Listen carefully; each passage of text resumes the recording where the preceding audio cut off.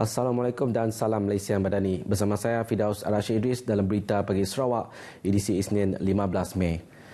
Sarawak mencatatkan pendapatan tertinggi tahun lepas mencecah 12 bilion ringgit berbanding negeri-negeri lain. Timbalan Premier Dato' Amar Douglas Ugah Embas berkata, perkara tersebut dimaklumkan pada mesyuarat kewangan negara baru-baru ini yang dihadiri beliau bersama Premier Datuk Patigi Tan Sri Abang Johari Tun Openg. Oleh itu, Dato' Amar Douglas yang juga Menteri Kewangan II dan Menteri Ekonomi baharu mengajak rakyat untuk terus maju ke hadapan. Jelas beliau, rakyat Sarawak bertuah kerana mempunyai pemimpin berpandangan jauh serta bijak mencari pendapatan untuk memaju pembangunan negeri.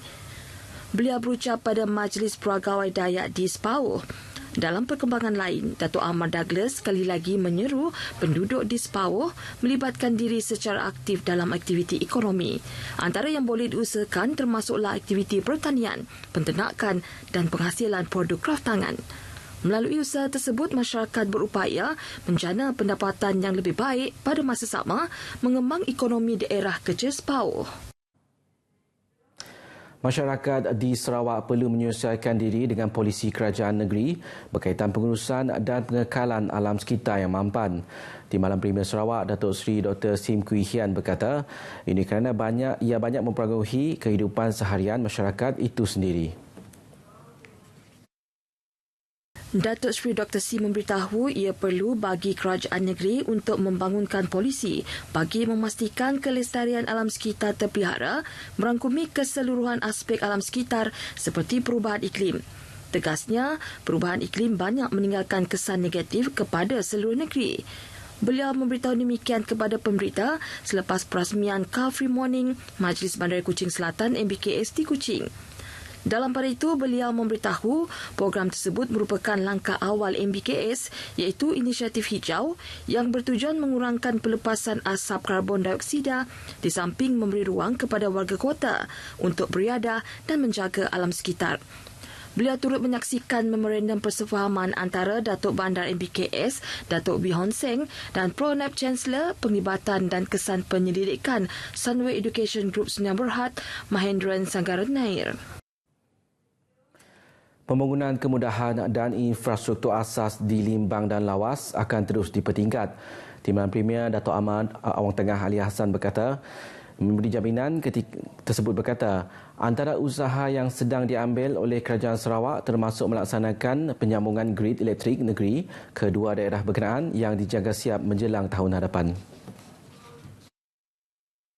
Dato' Amar Awang Tengah berkata ini akan membolehkan kadar liputan bekalan elektrik di kawasan itu diperluas khususnya melibatkan kawasan pedalaman.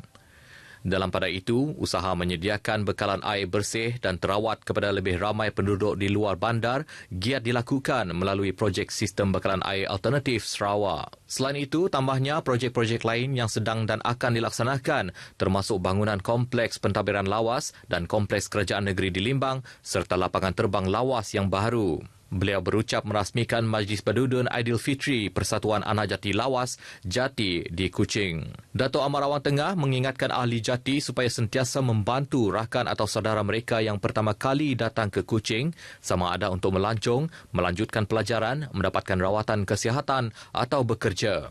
Jelasnya, ini penting agar mereka yang pertama kali berkunjung ke Kuching dapat menyesuaikan diri dengan keadaan dan persekitaran di ibu negeri Sarawak yang berbeza dengan situasi di Lawas dan Limbang.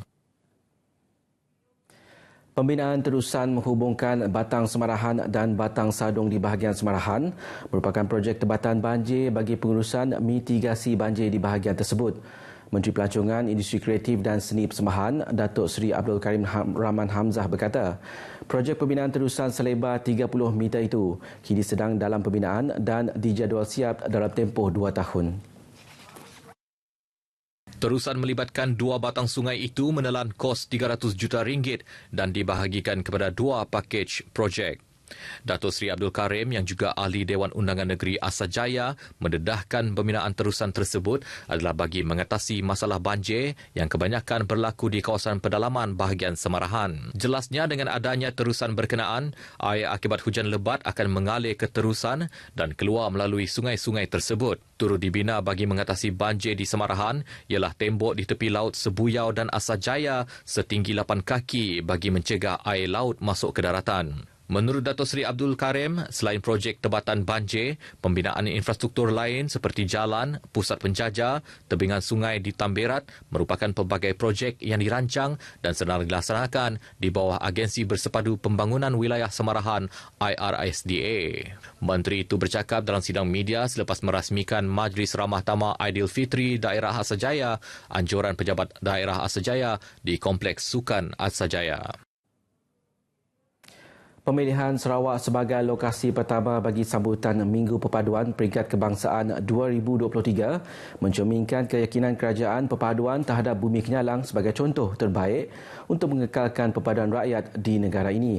Menurut Menteri di Pejabat Premier Sarawak, Datuk John Siki Tayai, ini kerana nilai perpaduan yang sekian lama wujud di Sarawak membuktikan negeri ini dapat maju dan makmur walaupun penduduknya terdiri daripada masyarakat berbilang kaum dan kepercayaan. Datuk John Siki Tayai berkata, cara pemimpin Sarawak membawa kesatuan untuk sebuah negeri yang mempunyai hampir sama keluasan dengan semenanjung Malaysia semestinya menjadi tarikan bagaimana rakyat di negeri ini dapat hidup dalam aman dan harmoni. Untuk melihat bagaimana kita mengendalikan how we are to be together dengan semua masyarakat dan kaum yang ada di Sarawak. We are doing very well. Kita buat baik. Begitu juga slowly diorang yang dari Semenanjung ini sampai mereka akan mencontohi apa yang kita di Sarawak buat. Datuk John Siki berkata demikian kepada pemberita RTM selepas rakaman randau pemansang YFM di RTM Kuching. Sambutan Minggu Perpaduan Peringkat Kebangsaan 2023 bertemakan perpaduan dalam kepelbagaian bakal berlangsung di tebingan Kuching mulai Sabtu ini hingga 26 Mei depan dijadualkan akan dirasmikan oleh Yang di-Pertuan Agong Al-Sultan Abdullah Riayatuddin Al-Mustafa Billah Shah. Sementara itu, Perarakan Gawai Dayak atau Niti Daun Peringkat Negeri Sarawak yang bakal diadakan pada 17 Jun depan akan disertai kira-kira 2,500 peserta daripada lebih 40 kontingen yang terdiri daripada kaum Dayak dan kumpulan etnik orang Ulu. Menteri di Pejabat Premier Sarawak, Datuk John Siki Tayai berkata, perarakan tahun ini juga akan memeriahkan dengan penyertaan julung kalinya daripada komuniti Kadazan Dusun yang menetap di Sarawak. Datuk John Siki yang juga pengerusi Jawatan Kuasa Kerja Sambutan Gawai Dayak Peringkat Negeri Sarawak 2023 melihat penyertaan masyarakat etnik terbesar dari negeri di bawah bayi itu akan memberi peluang dan pendedahan kepada masyarakat di negeri ini mengenai keunikan dan kebudayaan suku kaum Kadazan Dusun. This time around ada juga orang Kadazan Dusun. Diorang minta mengambil bagian dengan kita orang di Sarawak. So we invite them in lah. Kita bawa diorang masuk since dia yang berada di Sarawak, diorang mau ikut, so dan this will be a new one lah untuk terutama yang kita di Sarawak ini untuk melihat pakaian dan Kadazan Dusun yang akan mengambil bagian dalam peranakan. Tambahnya lagi, perarakan Niti Daun yang kembali diadakan selepas kali terakhir pada 2018 adalah amat bertepatan dengan usaha kerajaan perpaduan dalam membangun masyarakat Malaysia Madani melalui konsep perpaduan dalam kepelbagaian. Datuk John Siki berkata demikian kepada RTM selepas rakaman randau pemangsang YFM di RTM Kuching. Perarakan Niti Daun yang bertemakan Segulai Sejalai atau Togetherness turut diketuai oleh Premier Sarawak Datuk Patinggi Tan Sri Abang Johari Tun Openg bersama-sama beberapa pemimpin Kabinet Negeri Sarawak. Lokasi perarakan tersebut yang bermula dari perkarangan bangunan Tunjugah Jalan Tuanku Abdul Rahman Kuching sehingga ke tebingan Kuching sejauh 1.2 km akan menarik ribuan masyarakat dan pelancong asing di sekitar Bandar Kuching melihat peserta kontingen mewarnai laluan tersebut dengan mengenakan kostum dan alat muzik tradisional masing-masing. RTM Sarawak bersedia membawa perubahan terutama dalam setiap rancangan atau program radionya agar segar dan relevan. Ia selari perkembangan serta perubahan teknologi semasa khasnya dalam industri penyiaran. Ketua Penolong Pengarah Seksyen Radio Meryl Chungat mengakui perubahan teknologi ketika ini menyedia banyak ruang dan peluang kepada RTM memperluaskan capaian siaran. Meryl Chungat memberitahu platform media sosial misalnya memudahkan pendengar serta penonton mengakses program RTM pada bila-bila masa dan di mana saja berada. Walau bagaimanapun, RTM Sarawak katanya akan terus menambah baik infrastruktur platform konvensional bagi meningkatkan mutu siaran. Ia penting memandangkan sebahagian besar pendengar di Sarawak masih bergantung pada siaran radio melalui modulasi frekuensi atau FM. Pada masa sama, beliau berharap pada masa akan datang rancangan radio RTM bukan setakat berbentuk audio semata-mata, sebalik melibatkan imej serta visual. Untuk penggunaan radio bervisual, memang kita galakkan kaki tangan kita terutamanya apabila ke udara tidak terhad kepada frekuensi radio sahaja dan juga perkhidmatan RTM Klik, tetapi seboleh-bolehnya menggunakan setiap platform media sosial bagi memastikan perkhidmatan kita dapat didengari bukan setakat di Sarawak saja, malah di seluruh dunia. Salah seorang penerbit radio Sri Aman FM, Insin Kabong juga bersetuju setiap kaki tangan khususnya penyampai radio perlu bersedia menerima dan mengadaptasi sebarang perubahan yang berlaku. Kalau kita tengok sebelum ini hanya kita mendengar, tapi sekarang ini kita boleh mendengar dan boleh melihat penyampai-penyampai. Kita mengharapkan program-program seperti ini akan dapat mendekatkan kita dengan pendengar-pendengar kita dan ini adalah salah satu daripada cara kita untuk menghargai pendengar-pendengar yang selalu mendengarkan Sri Aman FM, YFM dan semua stesen RTM di Malaysia. Kedua-duanya ditemui pada pentas ngabang gawai Sri Aman FM dan Sibu FM yang diadakan di Lubuk Antu.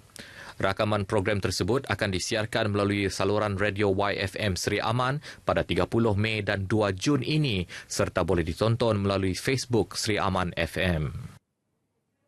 Paparan itu tadi mengakhiri berita pagi Sarawak. Dapatkan perkembangan sahih sepanjang masa melalui portal berita rtm.gov.my. Terus ikuti Selamat Pagi Malaysia selepas ini bersama Ismail dan Raja Sufia. Assalamualaikum dan salam Malaysia Madani.